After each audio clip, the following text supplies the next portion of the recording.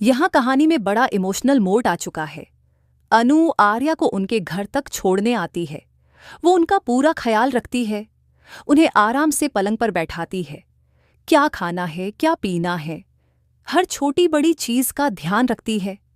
इतना ही नहीं, वो उनकी दवाइयों का टाइम टेबल भी सेट करती है। ये सब देखकर मानवी चुपचाप सब देख रही होती है और मन ही मन सोचती है, आखिर ये लड़की कर क्या रही है। इसके बाद अनु जल्दी से अपने घर वापस पहुंचती है।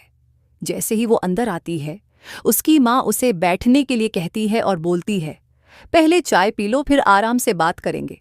लेकिन अनु साफ मना कर देती है। वो कहती है, मुझे अभी इसी वक्त आपसे जरूरी बात करनी है। अनु सीधे सवाल करती है, क्या आप गायत्री माँ से मिलने नहीं जाएंगी? और क्या आपने हमारी शादी तोड़ दी है? माँ बार बार बात को टालने की कोशिश करती है, लेकिन अनु इस बार बिल्कुल भी पीछे हटने को तैयार नहीं है। वो फैसला करती है कि अगर सच नहीं बताया गया तो वो खुद जाकर सबके सामने सच्चाई बता देगी। तभी उसकी माँ घबरा जाती है और उसे रोकने की कोशिश करती है। वो कहती हैं, अभी अभी आर्या हॉस्पिटल से घर आया है, ऐसे में ये सब बातें मत करो। लेकिन तभी आर्या वहां पहुंच जाता है और दोनों की सारी बातें सुन लेता है।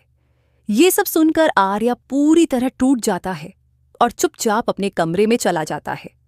इधर अनु की मां गुस्से में आकर मानवीय को भी डांट देती है और उसे वहां से भेज देती है।